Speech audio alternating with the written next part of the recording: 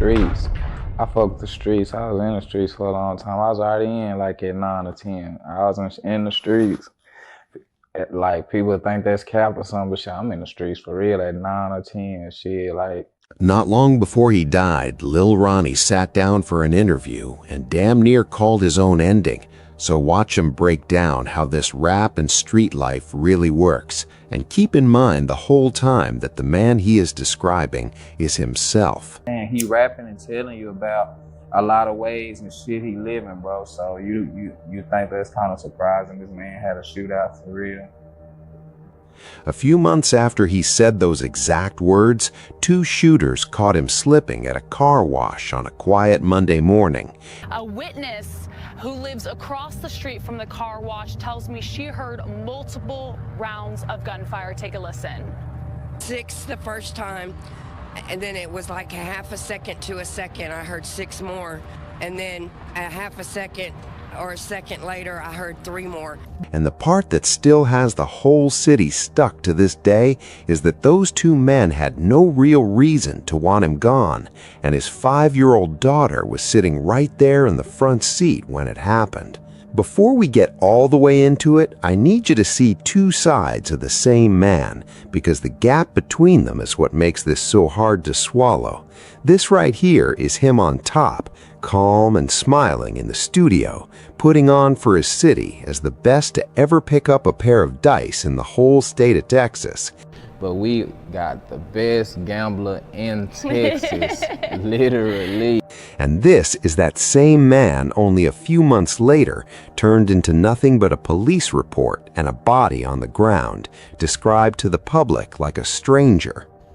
Investigators say the two are the gunmen captured by surveillance cameras at a car wash Monday during the ambush and double murder of music rap artist Ronnie Sibley and his 5-year-old daughter, Armani. The man was Ronnie Sibley, but everybody in the North Texas rap scene knew him as G-Dollar Lil Ronnie, and the little girl beside him was his baby girl, Armani. To understand how a man like Ronnie ends up in something like this, you have to understand the life he came up in, because that same life is the reason his name carried weight and also the reason it carried risk. He came up in a rough part of Fort Worth, lost his mother early, and was already deep in the streets before he was even old enough to finish grade school, and he never once tried to hide that or dress it up for anybody. I fuck with the streets. I was in the streets for a long time. I was already in like at 9 or 10. I was in the streets. Like people think that's cap or something, but shit, I'm in the streets for real at 9 or 10. Shit, like. Out of all of that, he still managed to build something real, turning his gift for gambling into a whole brand, touring the state, putting younger rappers on, and earning the kind of hometown love most artists chase their entire lives and never touch. But the thing that made people respect him is the same thing that made his death so hard to believe, because for years he carried a reputation as the one dude who was always around the smoke, yet somehow never caught up in it. And one interviewer said that to his face like this.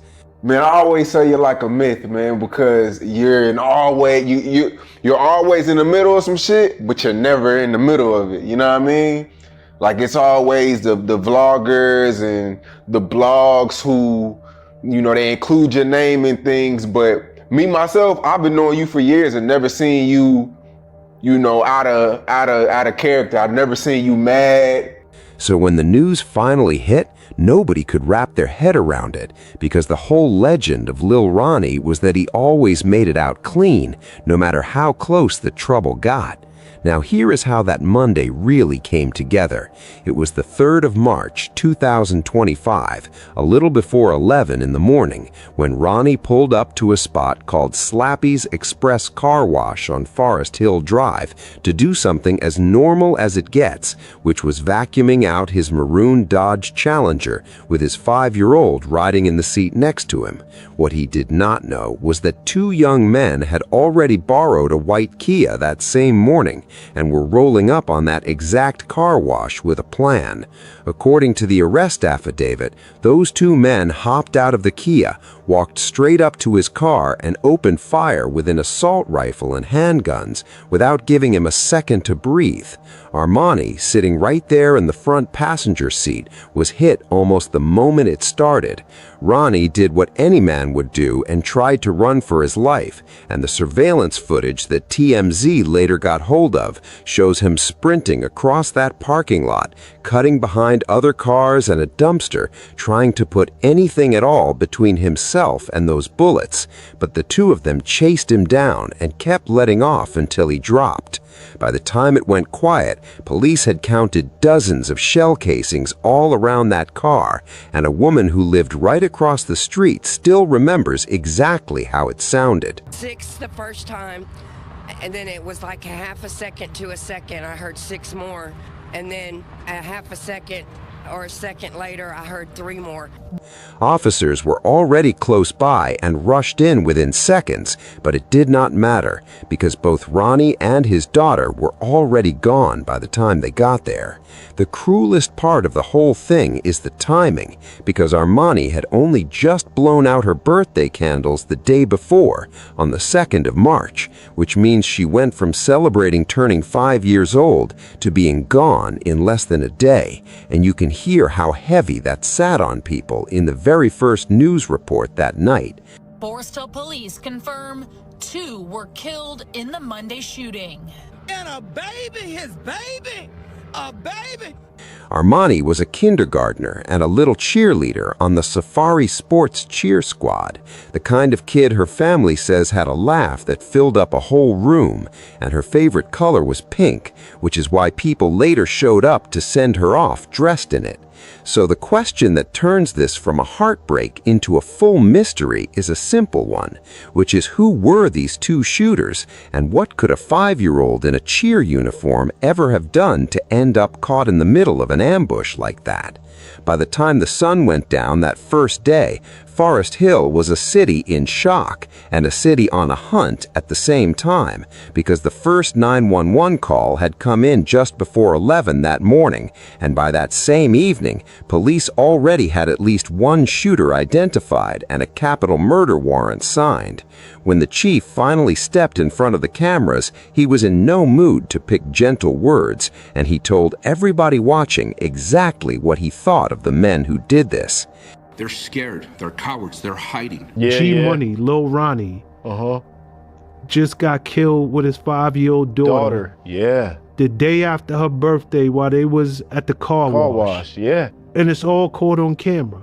It didn't take long before the whole region had 2 names and faces to look for, because police put the suspects out there as Adonis Robinson, 24 years old, and Jacoby Russell, 21 years old, both of them out of Fort Worth, and they laid the 2 of them out to the public like a most wanted poster. We have public enemy number 1, Adonis Robinson, who is also a registered sex offender. Public enemy number 2, Jacoby Russell, who's on the run. Now you might be wondering how the law moved this fast, and the honest answer is that the shooters left a whole trail of careless mistakes behind them. It started with that getaway car, because the white Kia wasn't even stolen. It was borrowed by Robinson's own girlfriend, who told investigators he took it after she dropped him off that morning. After the shooting, the car turned right back up at a nearby apartment complex, where the cameras caught 2 men matching the suspects, climbing out, tossing a few things into the grass, and walking into a building like nothing had happened.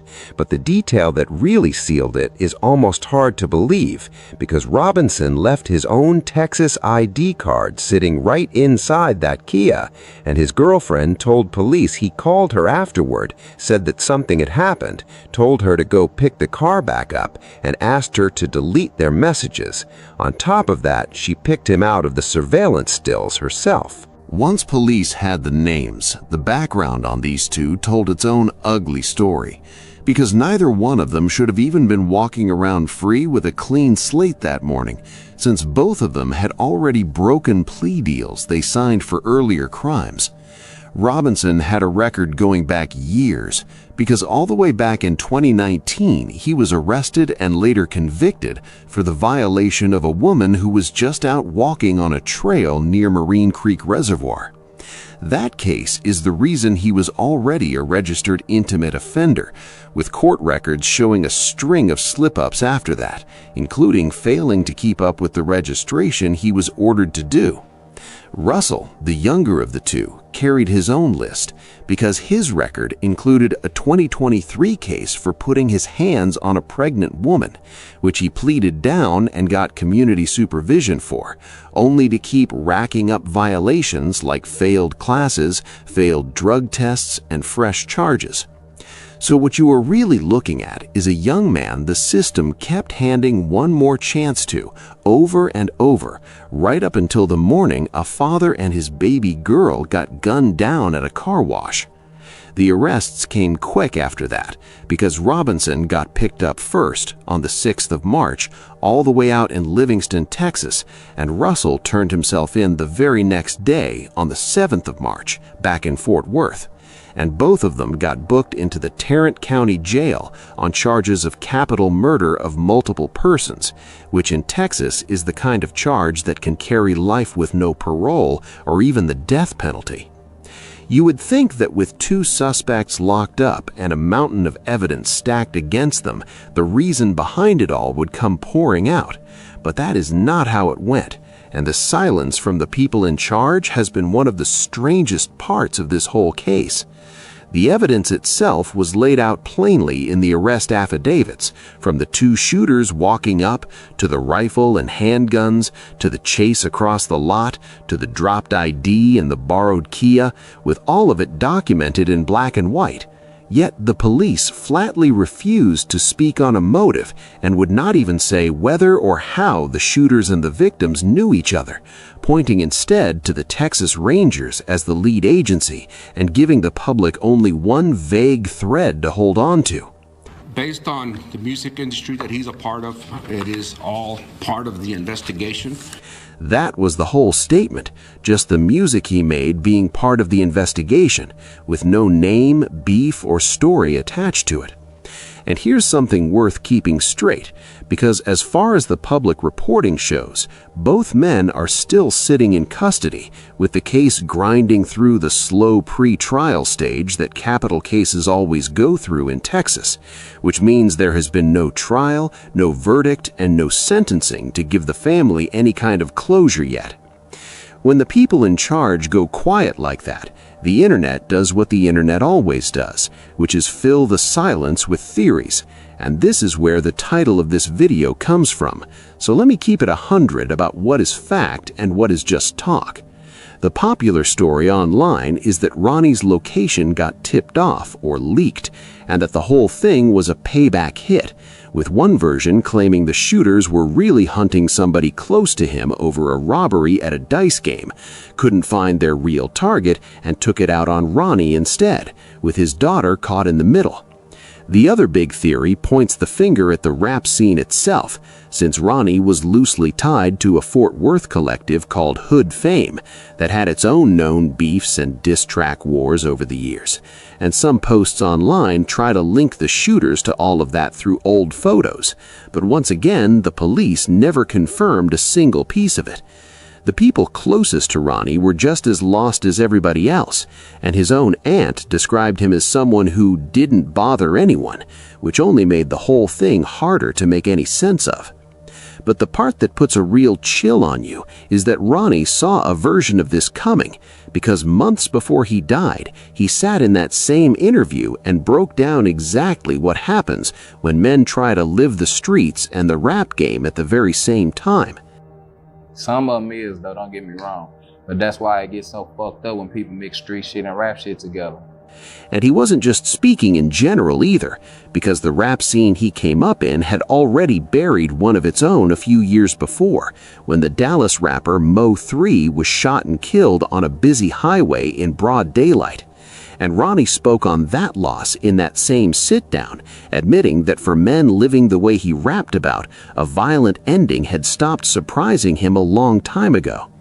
That's the heavy truth running underneath this whole story, because Ronnie's killing isn't the first time the Texas rap world has watched one of its own get cut down young, and it's sadly not going to be the last, which is exactly the point a veteran from outside the music world was making when he reacted to what happened to Ronnie and his daughter. Your baby with you? Like, I'm like, yo, what? Like, is this where we at as a culture? That's what I'm saying. Yeah, People will see you with your kid and still let off? So that's the mafia worked on a whole different premise, you know. But you're right. That's the state that we're in right now as a culture, which is sad. Back home, the grief was massive because hundreds of people packed into a Texas Worth church for the joint funeral where the father and daughter were laid to rest together, and the killings carried a grim number along with them, since these were the 4th and 5th homicides in Forest Hill that year in a town that hadn't recorded a single one the year before. The front of the funeral program for the father and daughter says, "Gone but never forgotten." Family, friends, and even strangers gathered here at Great Commission Baptist Church to celebrate their lives. Bigger-than-life photos greeted everyone attending the celebration of life for Ronnie Sibley and his 5-year-old daughter, Armani. While walking the red carpet into the sanctuary, you could hear the soulful sounds of violinist extraordinaire Richmond Punch fill the air. Sibley was a Fort Worth rap artist known as G-Money Lil Ronnie. Police arrested 2 men for their March 3rd shooting deaths at Slappy's Car Wash in Forest Hill, all caught on camera. Both face capital murder charges. Although there were no threats of any ongoing violence, Fort Worth police provided extra security at the church. The celebration included their casket wrapped with their images. Inspirational music and comments that even sparked laughter about the father, called Chucky by family and friends. Chucky, I know you got your baby girl, and you better figure out how to do those baby hairs while y'all up there.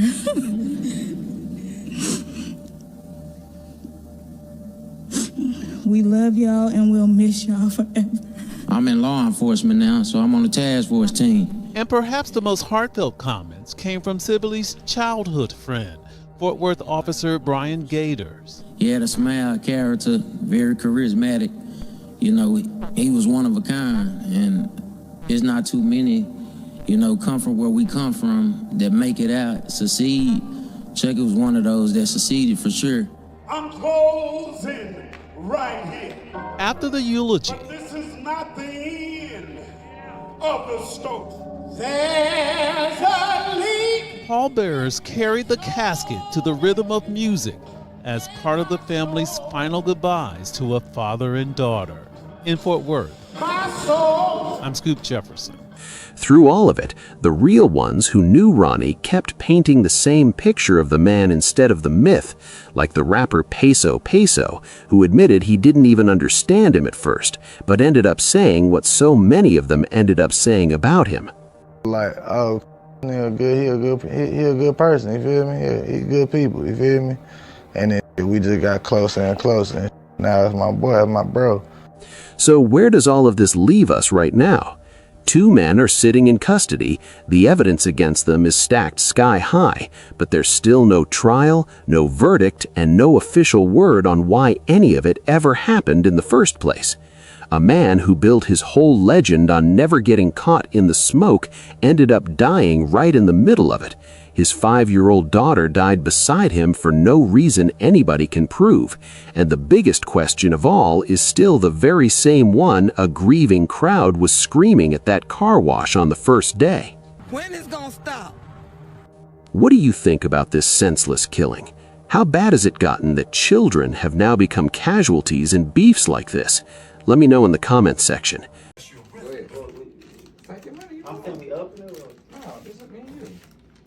You want to open it? Oh, you want to shoot for it? I want to shoot it. I do not mind.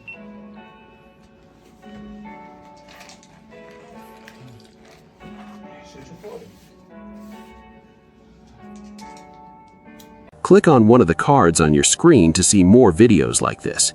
See you in the next one.